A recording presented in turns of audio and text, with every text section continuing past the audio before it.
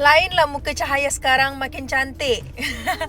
Nak duit raya lah ni, ya. Muka yang cantik ni tak selalunya daripada muka, tapi rambut pun main peranan, gigi pun main peranan juga kan. Siapa yang tahu kalau dulu gigi Cahaya, followers Cahaya yang dulu-dulu mana? Mesti tahu kan? Gigi Cahaya dulu memang jarang sampai dekat spa dental. Kali ni bukan Cahaya yang appointment tapi husband. Ada masalah gigi. Isi-isi dulu kehadiran. Sangat best ya. Rasa tenang kat sini. Vibes dia tenang dan wangi. Dia teringat balik tempat ni lah yang mengubah hidup Cahaya. Rasa terubah tau. Sebab apa? Sebab kalau gigi kita jarang and then nampak jongang, memang tak cantik.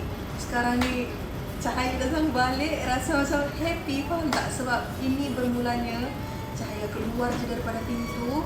Masa tu Cahaya dia rasa macam percaya diri. Sebab tengok gigi Cahaya dulu, teruk sangat tau. Cahaya nanti letak dekat sini gambar gigi Cahaya yang dulu-dulu korang tengok.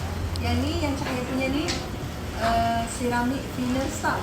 Ceramic fillers tu, ini ialah yang paling mahal punya dekat sini. Tapi kualiti dia sangat best. Bukan yang filler sembarang filler yang putih melepuh. Lepas tu kejap-kejap makan tertanggal tak. Welcome.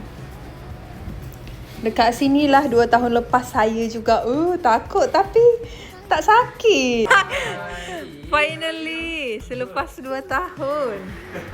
Lama. Dah lama Everything okay? Okay.